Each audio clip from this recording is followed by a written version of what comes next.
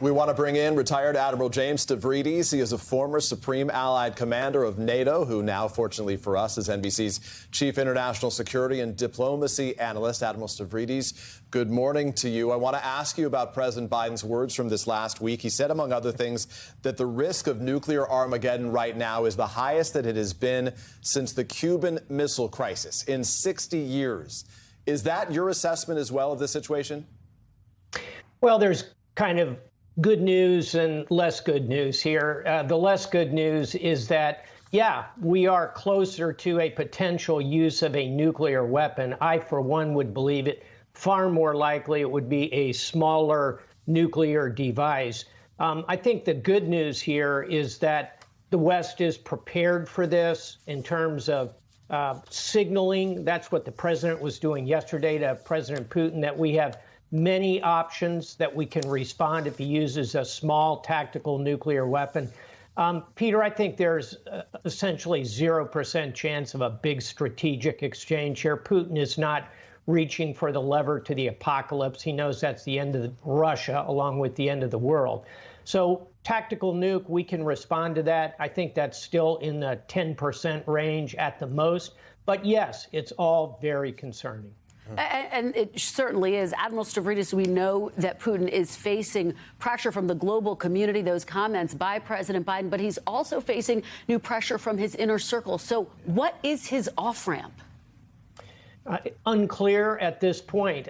Certainly, the closest you could construct of an off-ramp would be to look at the deal that was struck between Russia and Ukraine a few months ago to get grain out of Ukraine. Those were talks facilitated by the Turkish president, supervised by the head of the United Nations, the Secretary General.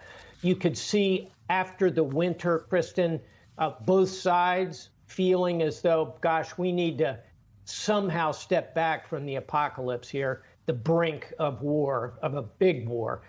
Will that happen? Hard to say, but there is always a potential for a negotiation. I think probably after the winter is where we'll see that. That's the only off-ramp I can see.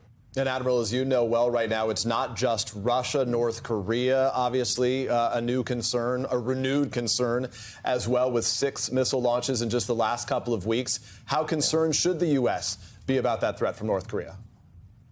Similarly, I think it's unlikely that Kim Jong-un is going to wake up on Tuesday and actually deploy a nuclear device. However, Peter, we should be prepared for him to perhaps conduct a nuclear test, probably underground, perhaps out at sea. He is someone who is seeking attention in all the wrong ways, and I think that's worth focusing on. I do have to make a comment about the boy band in Korea. Let's not forget Elvis Presley joined the Army and stepped up for the Cold War, boys. Yeah, no doubt. South Korea has a real threat next door as well. It's a serious conversation. Yeah. There, Admiral James Stavridis, it's nice to see you as always. Thanks for your time. Thanks. Hey, thanks for watching our YouTube channel. Find your favorite recipes, celebrity interviews, uplifting stories, shop our favorite deals, and so much more with the Today app. Download it now.